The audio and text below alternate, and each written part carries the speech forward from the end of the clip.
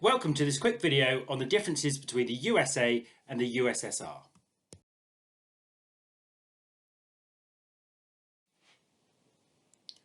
So we're going to start with some key words. So the first one is ideologically. So the USA and the USSR are ideologically very different. So that's the ideas of how they run the economy and their politics.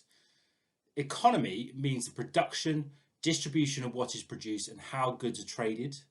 Politics is about who makes the decisions about how the country is run. Distribution is going to be key, and that's how things are given out. So you can either have an equal distribution where things are given out equally, or an unequal distribution. And we're also going to use a synonym for USSR, and that's Soviet Union. So you'll often see those two things used that basically mean the same thing.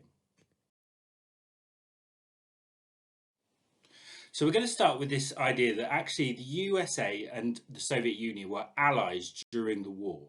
So they worked together during the Second World War between 1939 and 1945. And the reason for that is they had a common enemy, and that common enemy was obviously Hitler and the Germans. So they were trying to defeat the Nazis during the Second World War. However, even during this time when they're on the same side, they are ideologically very different.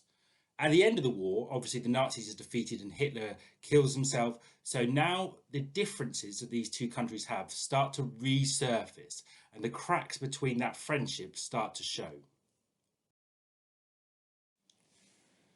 So what we're going to try and do in this video is highlight the differences between the USSR, which is a communist dictatorship, and the USA, which is a capitalist democracy. And we're going to highlight those key terms. But I want to start with this idea of the class system. So in society, in a capitalist society, we have a class system, and that goes all the way from the lower classes all the way up to the upper classes.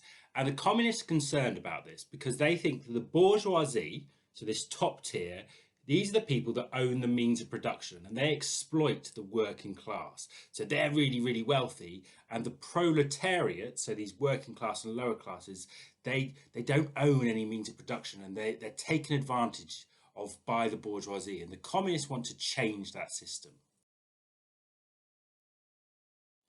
So let's start by a quick look at communism and the history of communism. So it's based on the writings of this guy, Karl Marx, this guy with the big beard. Now, he looked at the capitalist system and the hierarchy in it, and he saw it as deeply unfair. It was really unfair that the lower classes were exploited. And he wanted these working classes, or the proletariat, to rise up and overthrow the bourgeoisie. And this happens in reality in 1917. So the Russian monarchy is overthrown, and you get the first communist government in Russia. And this first government is led by Lenin, who then dies and is replaced by Stalin. And Stalin is going to be a key figure in our course. So ultimately, what communists want is they want the economy, this base, to change. They want that completely changed. And they think if that changes, then all the stuff on top, so the government, family, religion, that will all be a lot better and a lot more equal. Now, when we talk about the idea of economy, people will often say, oh, that's just money. But it's more complex than that. It's how things are produced. So who owns the production in a country, how things are distributed. So how it is given out to people. Is it fairly? Is it unfairly? How our goods are traded and who we trade with, and also the consumption of goods. So do some people consume lots and lots and others not so much? So that encapsulates all of the economy. So it's far bigger than just money.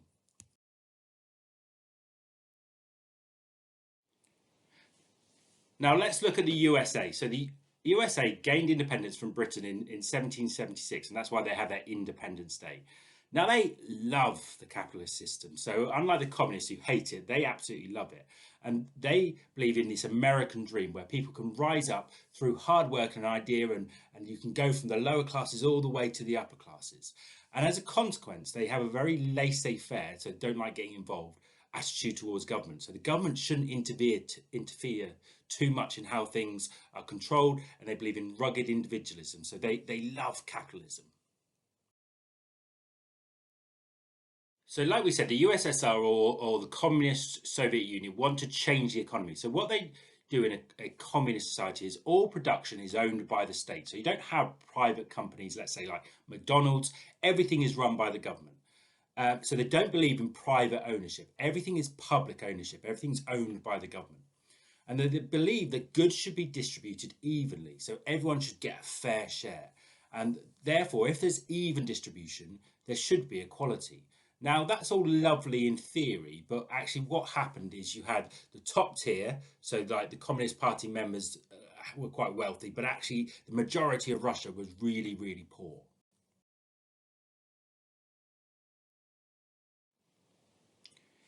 In contrast, in America, production's owned privately. So think if we use that idea of McDonald's, so that's a private company, and Ronald McDonald, he makes all the money. And therefore, it's private ownership by private people, and they would be the ones who are successful. And they believe that success is based on hard work. So if you've got a good idea and you run your company well, people will come and pay for those things. You've made your money, and that's fair that you've made your money because they believe that everyone starts equally and that you have to take your opportunity. Now, what that does lead to, though, is some very, very rich people and some very, very poor people. So you have a big disparity of wealth.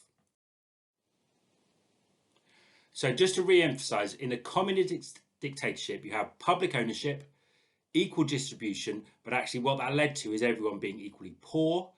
In the capitalist democracy, you get private ownership, not equal distribution, and that leads to a big disparity in wealth. So that's just one way these two countries are very different.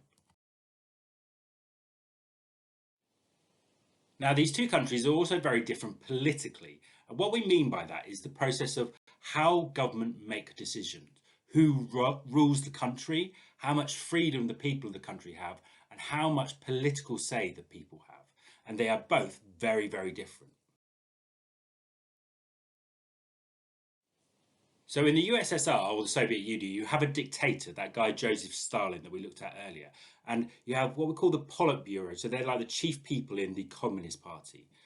The dictator is not elected. The people don't have a say, and there's only one party, the Communist Party.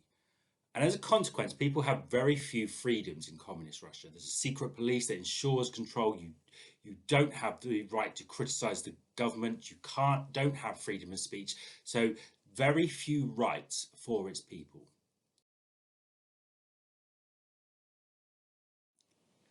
In contrast to the USA, you have Congress, you have Senate, so they're like our parliament. You also have a president, and that president is elected democratically, so people have a say.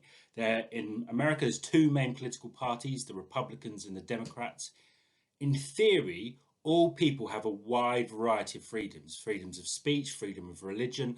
Now, you could argue that particularly black people during, let's say, the 1960s weren't entitled to those rights.